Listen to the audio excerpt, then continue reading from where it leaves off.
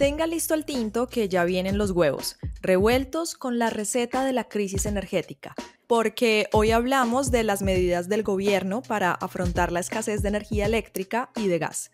Desde la redacción de La Silla Vacía, soy Ana León. Es martes 1 de octubre. Ayer la Comisión de Regulación de Energía y Gas comunicó que el sistema de energía eléctrica del país pasó de estado de vigilancia a estado de riesgo y que como primera medida se activa la generación térmica. Eso permitirá que los sistemas de embalses de las hidroeléctricas descansen mientras vuelve a llover y los niveles de agua aumentan lo necesario. Pero como las termoeléctricas necesitan gas natural para funcionar, es como tapar un hueco abriendo otro, pues las alarmas también están encendidas por el posible escenario de desabastecimiento de este combustible. Y a diferencia de la escasez de energía eléctrica, en el panorama no hay planes de contingencia ni soluciones a largo plazo para tapar el hueco del gas. Para entender la dimensión del problema, cómo golpea políticamente al presidente y también cómo afectará nuestros bolsillos, invitamos a Edison Henao, el periodista que está siguiendo esta historia energética. Edison, bienvenido. Hola Ana, gracias por invitarme. Primero, para evitar el catastrofismo, Edison, ¿hay riesgo de racionamiento de energía eléctrica? Ana, por ahora no. Digamos que podemos evitar el catastrofismo, como dices, un poco más, pero no hay que confiarnos. Y es que este año los niveles de los embalses han sido tan bajos que inclusive han registrado cifras inferiores a las de los últimos 40 años según XM, que es como el administrador del sistema eléctrico, y esto contrasta particularmente con la demanda, que no ha parado de crecer y que la que tenemos hoy es la más alta en la última década. Las lluvias, Ana, son claves porque más del 50% del modelo de producción de energía del país está volcado a las hidroeléctricas. La Asociación Nacional de Empresas Generadoras dice que para el año entrante el panorama luce apretado y estaremos en apuros para cumplir con la demanda de energía, mientras que para el 26 y para el 27 se proyecta un faltante de energía entre el 2 y el 4%, es decir, que no vamos a tener energía suficiente. Entonces, ¿qué implicaciones tiene este comunicado que emitió la CREC, pues anunciando que el sistema eléctrico pasa de estado de vigilancia a estado de riesgo? Ana, el comunicado salió este domingo y es clave. Aunque no hay un riesgo de apagón en el corto plazo, como le decía, XM sí le había pedido al gobierno, específicamente a la CREC, emitir medidas para prevenir una situación de este tipo. Entonces lo que anunció la CREC es la activación de un paquete de medidas para bajarle presión al sistema por la falta de agua en los embalses. Van medidas desde un monitoreo diario a los embalses, la priorización de los que son más eficientes o tienen más capacidad si el problema avanza, y también la activación de las térmicas, como lo mencionabas, para resolver el faltante de energía eléctrica. Estas últimas son una especie de comodín, de plan B para el país en escenarios como el que hoy vivimos. La diferencia allí clave es que esa energía se produce con gas natural, carbón y otros combustibles como gasolina. O sea, la descarbonización que tanto ha promovido este gobierno, embolatada. Un poco, sí. Y para la dimensión de la crisis, Edison, ¿estas medidas que anuncia la CREC llegan como la policía o qué tan planeado estuvo el asunto?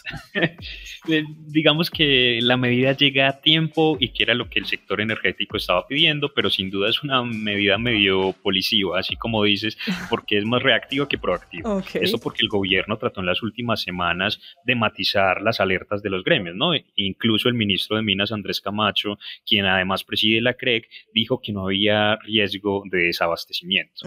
Pero esto último también tiene sentido, Ana, porque este es un mercado muy sensible y para activar esta especie de plan B que recién anuncia la CREC, había que esperar a la evolución de los embalses, si se recuperaban o no.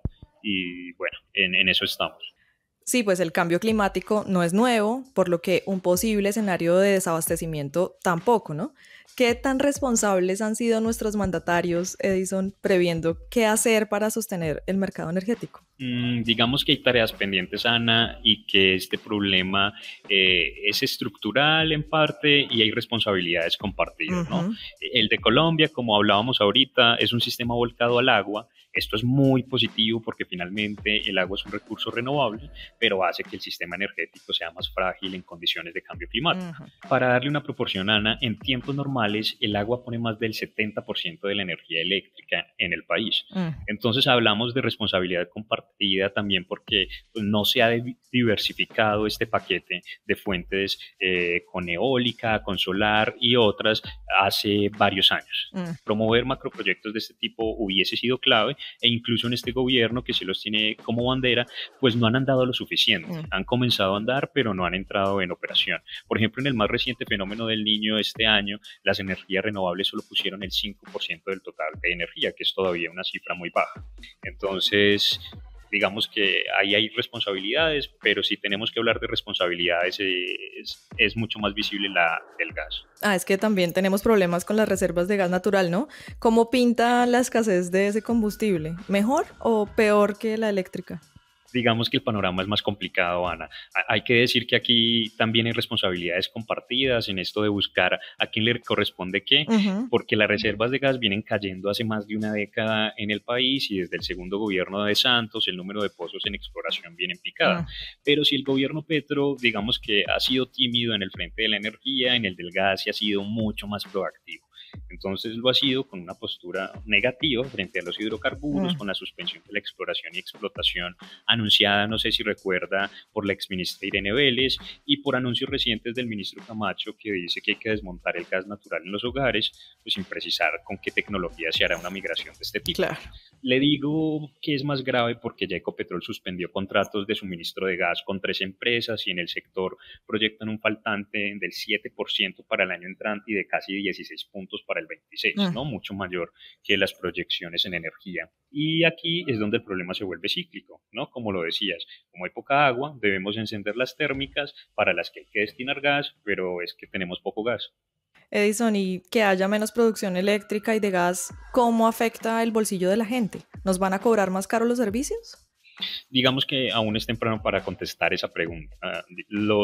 Aunque podríamos decir en una respuesta corta, sí, pero depende, o algo así. Okay. Por ejemplo, en el caso de la energía, pasaría de forma diferenciada. Las comercializadoras o las empresas que prestan el servicio de energía tienen 2 vías para comprar, a través de contratos a largo plazo, que aseguran unos precios más estables, inclusive en escenarios de escasez como el de hoy, o comprándola en bolsa, donde el precio es más caro. Entonces, usuarios de empresas como Aire en el Caribe, que hoy está intervenida, podrían soportar más este golpe que otros usuarios en el país. Un exministro nos explicaba, Ana, que esta empresa particularmente tiene que adquirir más energía en bolsa porque no tiene suficientes contratos a largo plazo y ese sobrecosto es justo el que iría a las facturas de la gente. Claro. En el plano del gas, el efecto sería más directo y ya hay proyecciones. Promigas, por ejemplo, dice que el aumento en las facturas podría ser hasta del 16% en los próximos años. Pero digamos que este aumento hay que matizarlo también y algunos expertos nos decían que la gente lo podría empezar a sentir en el 26, no antes. El año entrante va a ser un poco más complicado para las industrias, pero todavía no para los usuarios residenciales. Y el aumento, además de la escasez, se daría también, Ana, por la importación, que luce inminente en este caso, soplan vientos de importación en el sector del gas. Y lo que le pega directo a la gente, le pega al político de turno. ¿Cómo podría afectar el 2026 de Gustavo Petro todo esto? En medio, digamos que está la promesa de transición energética de Petro, en la que los renovables, como la energía solar, la eólica y otros, aún no ganan la participación que esperábamos, ¿no? Y lo otro es que la falta de gas natural, que es un combustible o uno de los menos contaminantes, nos hace poner los ojos otra vez en el carbón y la gasolina, como le decía, para complementar la producción de energía de las plantas térmicas. Y por otro lado están las elecciones del 26, año en el que podría concretarse el aumento de tarifas a los usuarios, lo que mencionábamos antes, o los recortes en la prestación del servicio si esta coyuntura no se gestiona bien. Entonces, un escenario de este tipo sería sin duda un golpe fuerte en la popularidad de quien llegue con las banderas del petrismo a las presidenciales. Estaremos siguiéndole el paso a esta crisis energética.